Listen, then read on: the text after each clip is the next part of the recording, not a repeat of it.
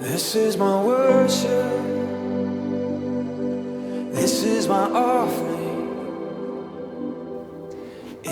My name is Holly. I'm 33. I've been at Abba House for almost 13 months. I have 2 kids, and this is my story.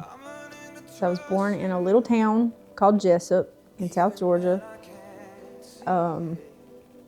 to parents that were happily married, or so I was told. I don't have any stories that would verify that because my dad got killed when I was a baby, and that made my mom go crazy, essentially. She started a whole slew of violence and drugs, and she took me with her on all of her endeavors until she dropped me off when I was 4. And I was just lost. I was just a little girl at these people's house. I didn't know them. I didn't know where my mom was. And it was difficult, and I got passed around from family to family to family. So from 4 to 9, I lived with multiple different families, in between my grandfather and then other people that he would find at convenience stores, until the people who adopted me when I was 9, which I call my aunt and uncle, they took me in, and I didn't know it at the time, but I believed that everybody was just going to leave anyways. Either they were going to do it willingly because I was just so bad, or God was going to take them. And either way, it was my fault or it was this God guy's fault. And so I just acted out what I believed. I was bad, so I was bad. And I gave them every reason in the world to dump me off somewhere like every other family I'd ever done. And they didn't. They took me to mental health hospitals, and I went to a couple of group homes, but they never did say, we're done with you. But I couldn't receive their love. I couldn't receive anybody's love because it was all fake to me. Anything that I got from anybody seemed as though it was temporary, but really it was that I believed that eventually they were going to go anyway. So I started using drugs and doing all the things early on in life.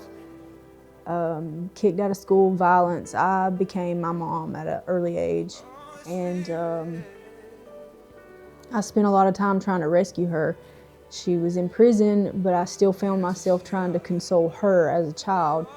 And my aunt and uncle just tried to protect me from her, but I didn't see it that way. So I moved away, went to college, became a child advocate, but I was still on something. All my periods in life that I considered myself clean, I was either on methadone or Suboxone, never actually clean, because I really believed I was a drug addict. And so in college, as a child advocate, I had a lot of judgments against mothers that used while they were pregnant. How could you do that, you know? And so critical. And it wasn't long after that I had my first kid. And I literally done the same thing to my children. I didn't want to. There was nothing inside of me that wanted to. I wanted to keep them safe. But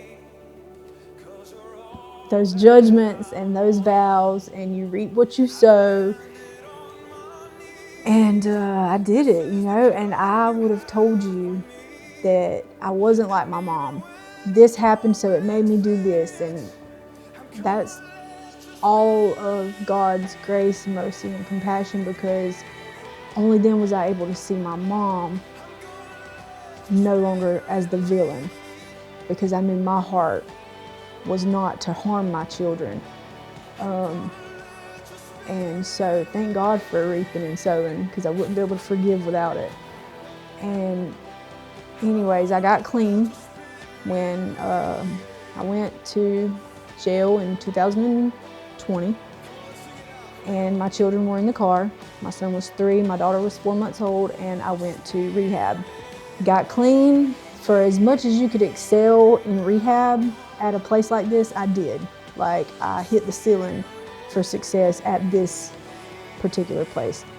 And I was as together as I'd ever been. And my mom committed suicide the day before I got out. And I tried to save her, and I couldn't. And I was that little girl again. I was like, you just left. You just left, like you always do. It's what you've always done. And but I got my kids in the back of my mind, you know. So I got out of rehab, and I got my own place, and was in the courtroom within 30 days of my mom committing suicide to try to get my kids back. So I got my kids back. It was a long, hard fight, and I relapsed. The truth is it was a week after the judge signed the papers. At this point in my life, I was an IV user, and I overdosed on Mother's Day in 2024, and my son almost found me.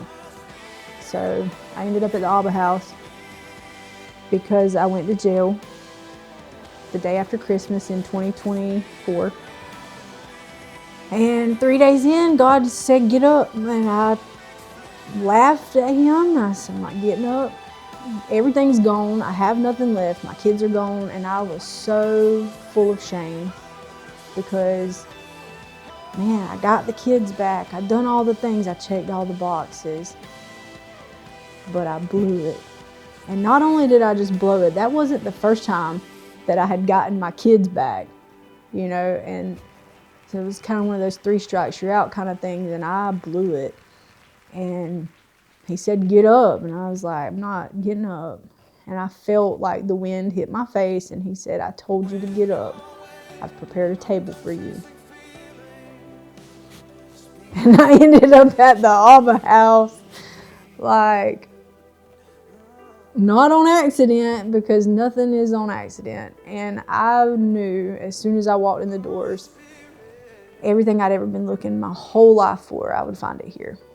And I thought I had to be perfect because I'm in this discipleship Jesus jail place, like, so I can't act like this, I can't think like that, but this is the place to be all those things so that you don't have to go back out there and be those things.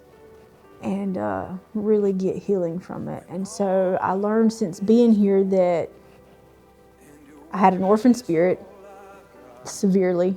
Mom and dad stuff kind of made me check out. I'm like, I don't even know what you want me to do with this, like, which family. So just had to do it bit by bit. And I'm free. Like, it's not hard because of the rules. Granted, they're a little tricky sometimes, but it's hard because you have to realize who you've been is not who God says you are.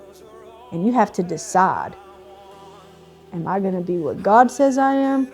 Or am I going to believe what my past made me believe I was? And it takes diligence, it takes discipline, and it's not easy, and it's not perfect, and it's messy. I've jumped through some major hurdles since I've been here. I've dealt with the death of my mom, dealt with how much of a bad mom I was, and kind of really was able to begin mending those relationships with my kids. And my son moved in with me December 12th. Now I'm here and I know the truth, and the truth can't be bent. You can't manipulate the truth. You can't bind it up. You can't, it's infinite, constant. It's yesterday, today, and tomorrow. The truth is the truth. And you can't change it. And God's truth is that He loves me, and He saw fit for me to be the mother that He made me to be, the woman that He made me to be. And if it wasn't for being at Abba House, I wouldn't know any of that stuff. I would think that my identity was a drug addict, which I am no longer a drug addict. I do not believe that I'm a drug addict. I don't believe that I'll be a drug addict until the day that I die. I don't believe that I have to get up in the morning and have something to be able to take a shower. Like, it just doesn't happen. It's not even on my radar to begin to think, like, that's not even an option at this point. So I don't identify with any of those labels. The story is almost comical because it seems so far away. And it's just God. And today I get to graduate Abba House.